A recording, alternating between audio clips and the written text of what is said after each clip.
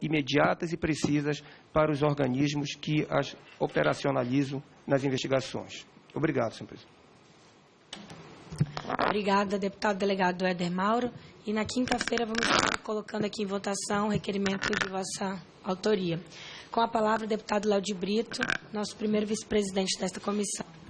Senhora presidenta, senhoras e senhores deputados, todos aqui presentes, as pessoas que estão nos assistindo também pela TV Câmara, eu gostaria primeiro de agradecer a tão importante contribuição de todos os palestrantes da tarde de hoje e dizer, o deputado Rafael se referenciou aqui na Operação Gênese, que entrei com um requerimento, a presidenta também se comprometeu de que ele seja votado relacionado a essa operação e o delegado responsável por essa operação que envolve vários estados, envolve pornografia infantil, envolve pedofilia. E tenho então somente duas perguntas a fazer para os nossos expositores aqui. Uma eu acho que já mais ou menos foi contemplada, mas a opinião dele sobre o Disque 100 à luz da crítica que foi feita pelo senador Magno Malta. E a outra foi um arrazoado muito forte a respeito da publicidade infantil abusiva que foi feita pelo Pedro, se ele, uma vez que está no Código de Defesa do Consumidor, é uma coisa, mas se ele acha que deve haver uma tipificação penal nesse caso da publicidade infantil abusiva. Seriam essas duas perguntas. Muito obrigado. Obrigada, deputado Léo de Brito, até mesmo pela condição do trabalho aqui na presidência desta comissão. Desde já agradecer mais uma vez ao doutor Pedro, à doutora Heloísa pela presença, pela participação. Até pedir aqui os desculpas por não ter conseguido vir mais cedo no início, mas eu tive que participar de uma missa de 7º dia de um tio, por isso o atraso. Agradeço a participação também de todos os deputados, todas as pessoas que vieram aqui acompanhar esta comissão. Eu acredito que vários deputados também gostariam de fazer perguntas ao senador Magno Malta, inclusive até acredito que poderíamos fazer uma comissão para ir até o senador, levar essas perguntas de toda essa comissão, para que ele ajude também nos andamentos e nos encaminhamentos desta CPI. Eu gostaria de fazer perguntas em relação também aos comentários em relação ao Disque 100. Nós sabemos que o Disque 100 qualquer pessoa pode ter acesso e fazer a ligação. Gostaria de saber se existem alguns elementos para se tornar que, a partir do momento que haja esta ligação, como se faz para se tornar realmente que é um crime, se existem elementos para se caracterizar um crime, para se iniciar essa investigação. Uma outra pergunta também que eu gostaria de saber, tendo em vista que este mercado dessa exploração infantil, que a gente vê cada vez mais aumentando, ainda mais nas redes, nos meios dessas comunicações facilitadas que hoje a gente tem, se vocês sabem explicar a esta comissão de que forma são feitos esses pagamentos e para onde vão esses dinheiros, se existe já algum tipo de acompanhamento, tanto da Conanda quanto da Secretaria também, se vocês já fizeram algum levantamento, se sabem como são feitos e por que partes e como chegam esse dinheiro e para onde vai esses recursos investidos. E a outra pergunta que eu gostaria de fazer também é se em relação a todos os trabalhos de prevenção que hoje são feitos, se vocês acreditam que eles são eficientes, ou se não, de que forma que poderia ser para ver uma melhor eficiência. E se vocês poderiam ajudar também, de alguma forma, o que esta Câmara, o que poderíamos fazer como legisladores para contribuir para que cada vez mais a gente tenha uma forma de uma segurança maior pelas redes e que a gente possa diminuir e contribuir com esta questão que cada vez mais vem aumentando no nosso país da pedofilia relacionada a crianças e adolescentes. Essas serão minhas perguntas. Então, passo a palavra para a doutora Heloísa para começar com suas respostas e, mais uma vez, muito obrigada pela presença. Obrigada. Tentar responder as perguntas assim, de maneira geral. Muitas vieram sobre o Disque 100. Acho que tem um requerimento para trazer a Ouvidoria Nacional de Direitos Humanos, que é quem responde pelo Disque lá na Secretaria. Acho que, inclusive, eles podem entrar em mais detalhes sobre o funcionamento. Mas, de maneira geral, como a gente trabalha muito próximo, o que acontece é que o DISC não é um serviço policial, ele é um serviço voltado para o recebimento de denúncias. As denúncias podem ser feitas de forma anônima, né? Inclusive a maioria delas é feita de forma anônima, e a partir daí existe um tratamento dessas informações, né? Elas são registradas, existe um formulário, e aí são notificadas as autoridades que são competentes para fazer essa investigação. Então, assim, como quase tudo, ou tudo na política de proteção aos direitos da infância, o trabalho intersetorial é essencial, né? Então, não existe uma área específica que consiga dar conta de toda a complexidade que é proteger direitos de crianças e adolescentes, seja na internet ou seja fora da internet. Então, a gente vê o Disque 100 como uma ferramenta poderosa que ajuda a visibilizar esse problema, né? Mas existe também toda uma necessidade de aperfeiçoar os mecanismos de investigação, de dar mais celeridade, como o deputado colocou também, a distância entre o crime cometido e a responsabilização, né? A gente vê muito, e aí não diz respeito só aos crimes cometidos na internet, que há uma distância, uma demora muito grande na responsabilização, e isso do ponto de vista da criança que é vítima, ela demora muito tempo, às vezes, a prestar o depoimento, né, em juízo, e às vezes esse depoimento também ele é feito de uma maneira despreparada, de forma a revitimizar essa criança ou até colocar em dúvida a sua palavra. Então, são diversas áreas do Estado brasileiro que precisam realmente ser mobilizadas para que as nossas práticas, tanto na prevenção quanto na proteção, elas sejam efetivamente, né, atuem em prol dos direitos das crianças e adolescentes. Com relação à questão da destinação dos recursos, entra exatamente nessa seara. A gente não acessa isso porque o nosso papel na Secretaria de Direitos Humanos não é de investigar, né, mas é de formular políticas que atravessem todos esses eixos. Então, para isso, a gente tem um plano que vai atuar na prevenção, na proteção, vai pensar também a questão, como a gente apresentou aí, da capacitação dessa rede de atendimento que lida diretamente com essas crianças que o atendimento seja feito de uma maneira adequada, né? E com relação ao perfil dos agressores que o deputado Jean perguntou, existe um perfil, também acho que a Ouvidoria Nacional pode trazer também esses dados em mais detalhes. Hoje eu não trouxe eles comigo, né, trouxe mais focado na questão da internet, mas é um perfil de um abusador do sexo masculino, né, com uma idade aí entre 20 e 35 anos, mais ou menos,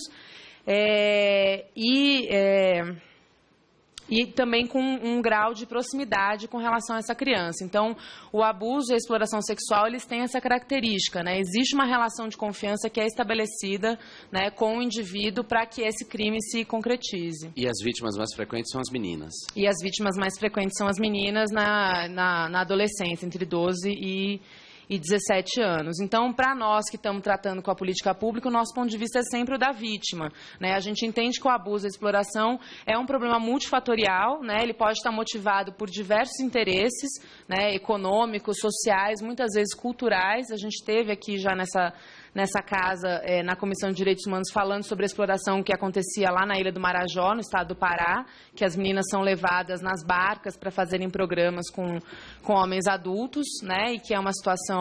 Então, a gente vai vendo que existe um perfil diferente. Se você vai falar em região de fronteira, você tem uma associação disso com o tráfico de pessoas, né?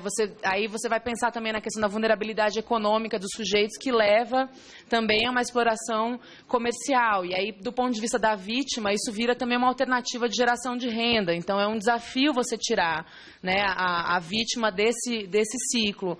E aí não é à toa que a exploração sexual é vista como uma das piores formas de trabalho infantil, né, que precisa ser erradicada não só no Brasil, como no mundo.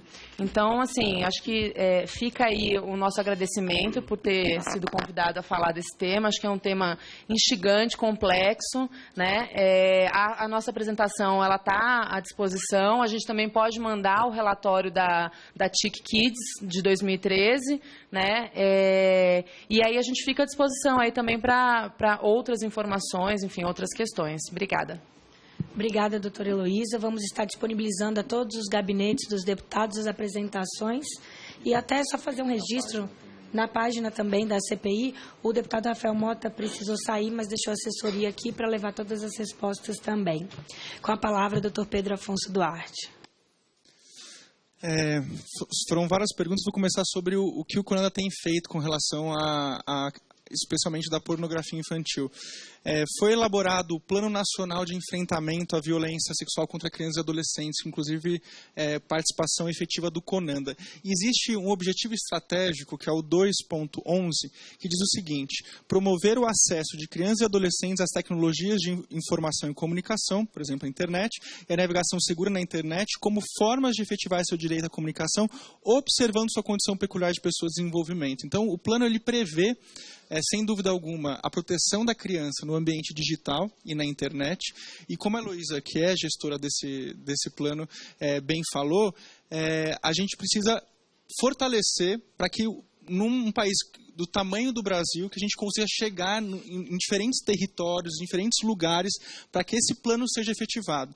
E, mais uma vez, eu reforço esse pedido com relação ao orçamento, para que a gente consiga focar e priorizar o orçamento criança, que, aliás, é um dever constitucional, segundo o artigo 227, detalhado no artigo 4º do ECA, que diz que é prioridade absoluta do orçamento, direcionar o orçamento para a criança. Isso no tema do enfrentamento à violência sexual. No âmbito da publicidade infantil, como eu tinha comentado, o CONANDA estabeleceu uma resolução em 4 de abril de 2014 que detalhou o conceito de abusividade, de publicidade abusiva, que o Código de Defesa do Consumidor já traz no artigo 37. O que ele fez? Ele, se utilizando desse conceito da publicidade abusiva do 37, que é aquela publicidade que se utiliza da falta e experiência de julgamento da criança para a venda de um produto, ele detalhou todo esse processo, essa prática, por meio da resolução número 163. No entanto, as empresas ainda são muito resistentes em adotar essa postura protetora com relação aos direitos da criança, porque a criança é mais fácil de convencer para comprar. E convencer para comprar e convencer que a criança precisa convencer os pais a comprar determinado produto ou serviço. Então, como é um mercado que movimenta cifras grandes, as empresas são muito relutantes em adotar essa postura garantista dos direitos da criança no Brasil. Com relação à pergunta que o deputado Jean fez sobre as celebridades do funk ou dos youtubers na internet, mas especificamente sobre as crianças que passam por um processo que a gente chama de erotização precoce, né? Independente da manifestação cultural, que a gente não pode aqui criminalizar ou desmerecer essa manifestação cultural, que é o funk, o axé, o sertanejo, uma série de outras manifestações culturais musicais, a gente tem que pensar que muitas vezes a criança, e historicamente no Brasil, na verdade, é colocada em situações não típicas do universo infantil, que antecipam processos do universo adulto para a infância, o que a gente chama, que os psicólogos chamam de erotização precoce. Então, sem dúvida, no âmbito da internet, é muito importante que a gente fique atento à imagem, à exposição da imagem de crianças e adolescentes, e especificamente quando elas são submetidas a esse processo de erotização precoce. Então, sem dúvida, a gente tem que ter um olhar não só como Estado e como família, mas como sociedade, que muitas vezes a própria sociedade valida esse tipo de comportamento, esse tipo de exposição, e acaba por um processo de glamorização da celebridade, das celebridades mirins, gerando essa superexposição de crianças e adolescentes. Sobretudo quando há dinheiro, quando as crianças passam a ganhar muito dinheiro, inclusive virando arrimo de família, e quando elas estão famosas, né? Há uma tendência a tolerar e minimizar essa erotização precoce. E sobre isso é importante esclarecer que o trabalho infantil artístico ele é possibilitado pela legislação, especialmente pela Convenção da OIT número 138. No entanto, quando existe uma exploração econômica em cima desse trabalho infantil artístico e que não haja condições específicas de acompanhamento psicológico, acompanhamento da escolaridade, acompanhamento por parte do juizado responsável, esse trabalho não pode ser efetivado.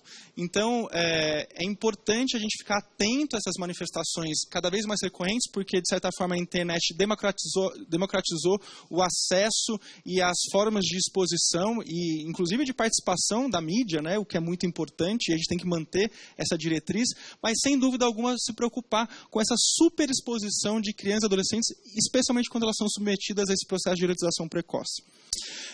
Com relação à redução da maioridade penal, sem dúvida há uma preocupação de diversos setores que, sendo reduzida a maioridade penal no Brasil, se for confirmado isso, espero que não aconteça porque seria um retrocesso gigantesco, teria um impacto nessa discussão que a gente está tendo aqui sim. Por quê? Porque qual que é o pano, a discussão de fundo da redução da maioridade penal? É que o adolescente possui consciência para a prática de uma infração ou de um delito. E essa consciência está muito próximo do consentimento, que é uma atitude muito levada em consideração nesses crimes ligados à pornografia infantil, ao aliciamento de crianças. São crimes tipificados.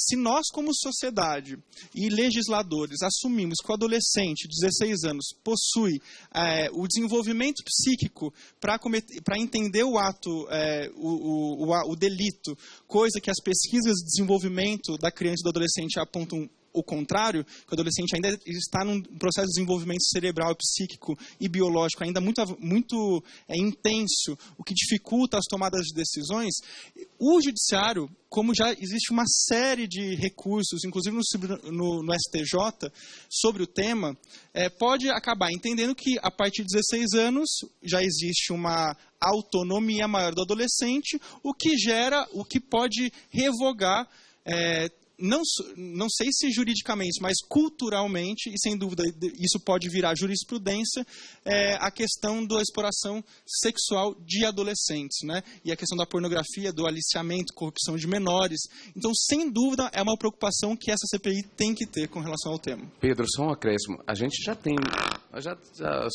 somos testemunhas de sentenças pavorosas concedidas por juízes que não consideraram violência sexual uma menina de 12 anos ter sido, quando a menina de 12 anos foi vítima, sob o argumento de que havia ali não uma criança, mas uma prostituta mirim, para usar o termo dele. Então, nós já temos uma jurisprudência pavorosa nesse sentido. Se a gente reduz a maioridade penal, a gente cria essa cultura para que isso se reproduza em larga escala. Pedro... Só agora, finalizando as respostas... Oi? Foram feitas várias perguntas, né? Sobre o trabalho que a deputada presidente Mariana me fez, sobre o trabalho de como realizar, especialmente o trabalho de prevenção. E, sem dúvida, isso é fundamental. Que a gente faça um trabalho de prevenção com relação ao uso das mídias digitais. E, para isso, a educomunicação digital, o que muitos especialistas chamam de media literacy, é fundamental, que a gente inclua nos processos pedagógicos de ensino regular e de formação dos adolescentes e de crianças, o manejo dessas mídias digitais como a internet, para que inclusive os professores possam entender qual é a relação de crianças e adolescentes com essas mídias e para que isso possa cada vez mais ter um caráter preventivo. Agora, cada violação que eu apresentei das 5 demanda uma atuação específica. Então, nisso, a prevenção é fundamental no cyberbullying, fundamental para a exposição da imagem do adolescente e da criança, fundamental para a exploração sexual. No caso de violações advindas de empresas, sem dúvida há um papel fundamental do Estado no seu dever regulador desse desequilíbrio que há entre empresas e usuários, no caso da publicidade infantil. Então, sem dúvida alguma, a prevenção, no caso da publicidade infantil, não bastaria. Nós precisamos de uma regulação. E que vai para a pergunta que o deputado Léo me fez sobre a tipificação da publicidade infantil como crime. Tecnicamente, já existe uma interpretação que pode considerar a publicidade infantil como uma prática abusiva e, portanto, ilegal e sujeita ao artigo 67 do Código de Defesa do Consumidor, que estabelece como crime a prática da publicidade abusiva e, portanto, publicidade infantil. No entanto, essa interpretação que eu apresentei a vocês, ela não é compartilhada em muitos tribunais e, sobretudo, com as empresas, que não enxergam dessa forma. Então, sem dúvida alguma, um posicionamento claro desse Congresso com relação a essa prática violadora dos direitos da criança seria fundamental para a gente respeitar os direitos da criança nas relações de consumo e também no ambiente virtual, que é o objetivo dessa CPI. Alguém gostaria de fazer mais alguma consideração, alguma pergunta? Deputado Jean Willis, deputado Rodrigo, deputado Léo. Mas eu não vi, eu cheguei agora, mas eu não vi o que você fala sobre essa questão, que a internet é de acesso ilimitado. Eu sou da área de educação, então a meninada entra nos sites sem dificuldade de nada sobre essa questão. Tudo que é ilícito, o acesso é aberto, sem nenhum problema, tanto de sites nacionais como estrangeiros. E eu domino isso Nós implantamos informática nas escolas, com computador escolar. Era uma luta. Não tinha como controlar isso. Obrigada pela presença também nessa comissão, deputado Átila Lins. Lira, perdão. Você gostaria de responder? Gostaria? Sem dúvida alguma, a internet é um ambiente público e um direito que nós, cada vez fica mais claro que é um direito ao acesso das informações da internet. E sem dúvida é um ambiente que exige uma destreza, uma fineza para a regulação e para lidar com ele muito forte. Foi como foi apresentado nessa mesa. No entanto, nós tivemos um avanço significativo e muito importante, que foi o Marco Civil da Internet, que estabeleceu os princípios fundamentais que as relações nesse ambiente virtual devem se submeter. Então, a gente tem que preservar essas conquistas realizadas pelo Marco Civil da Internet e avançar no sentido protetivo, como, por exemplo, foi discutido a violação dos dados, da coleta de dados, né, e da privacidade de crianças e adolescentes. Então, isso é algo que precisa ser avançado, que precisa ser regulado no sentido de impedir que empresas coletem de forma abusiva dados sem o consentimento, ou mesmo com consentimento, mas de criança, o que pode ser questionado, para que se evite essa prática abusiva dessa coleta de dados e que a gente consiga avançar no sentido protetivo, mas sem limitar a experiência do usuário, da criança, do adolescente, das pessoas com a internet, que é uma ferramenta no mundo de hoje fundamental, que a gente tem que garantir de forma, que tem que ser inclusive pensar uma política de Estado que dê conta dessa relação de internet com os usuários, especialmente crianças e adolescentes. Bom, mais uma vez quero agradecer a participação de todos, a presença de vocês por contribuírem com o andamento desta comissão de inquérito e também solicitar que, caso tenha algumas ideias, sugestões, que enviem também para a gente poder conseguir chegar a um resultado positivo que a nossa sociedade espera e fazer com que cada vez mais a gente consiga combater esse crime e fazer com que nossas crianças, nossos adolescentes tenham a proteção necessária, que a gente possa dar, na verdade, mais educação a todos, né?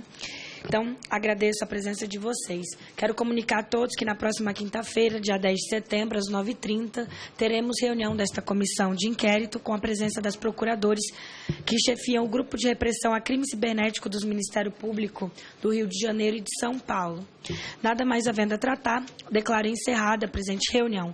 Antes, convocando reunião ordinária de audiência pública para a próxima quinta-feira, dia 10 de setembro, às 9h30, em plenário a ser informado na página da comissão.